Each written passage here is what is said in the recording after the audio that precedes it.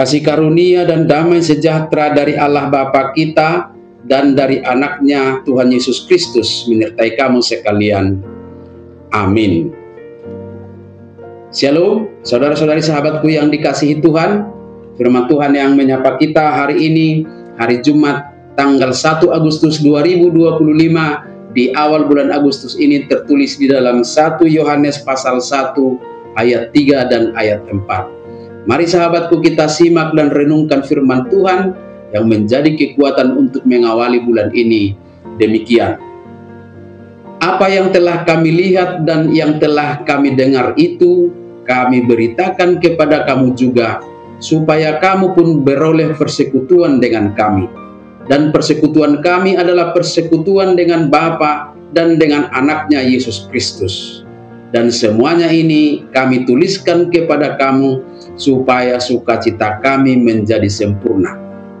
Nahuida jalahu bege hami ido binaritahon nang tuhamu, asa marparsauran nang hamurab dohot hami, tu amai dohot tu anakna Yesus Kristus do parsauratai.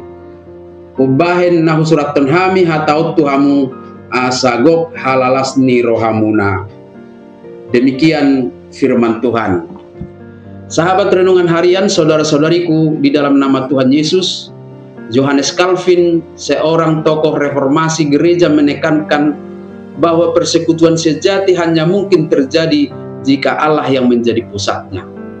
Dengan demikian dapat kita pastikan bahwa sukacita yang sejati tidak tergantung pada situasi atau keadaan kita, tetapi bergantung pada hubungan kita dengan Tuhan Allah. Hal ini akan dapat kita pahami dengan merefleksikan firman Tuhan hari ini.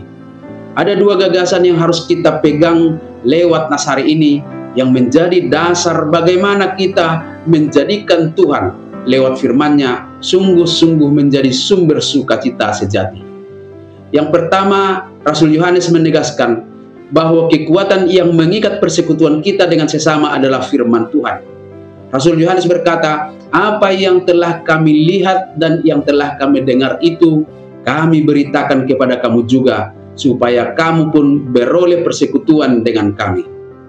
Persekutuan mereka terbentuk oleh karena firman Tuhan yang sudah mereka dengar dan alami.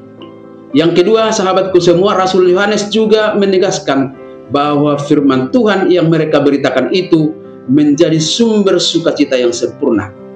Dari gagasan inilah kita diingatkan tentang hal yang mendasar dalam iman dan persekutuan kita dengan sesama, di mana iman kepada Kristus bukanlah sekedar pengetahuan Alkitab, bukan hanya sebatas kemampuan menghafalkan ayat-ayat Alkitab, tetapi sebuah pengalaman rohani yang langsung, yang dapat mengubah hidup dan menjadi kesaksian yang secara estafet juga harus kita teruskan kepada orang lain, agar mereka juga dapat mengalami persekutuan dengan Allah dan dengan sesama orang-orang percaya. Pengalaman rohani ini akan mendidik kita menjadi orang yang terbuka dengan sesama, dan menjadikan hal itu sebagai media kesaksian yang dapat mengikat persekutuan kita.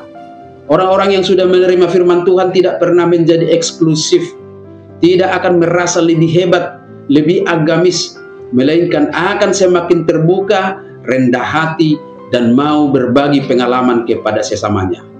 Untuk itu sahabatku semua, mari eratkan persekutuan kita dengan berbagai pengalaman rohani dalam persekutuan dengan Bapa, dengan anaknya Yesus Kristus, untuk kesempurnaan sukacita kita. Amin. Selamat beraktivitas, Tuhan memberkati.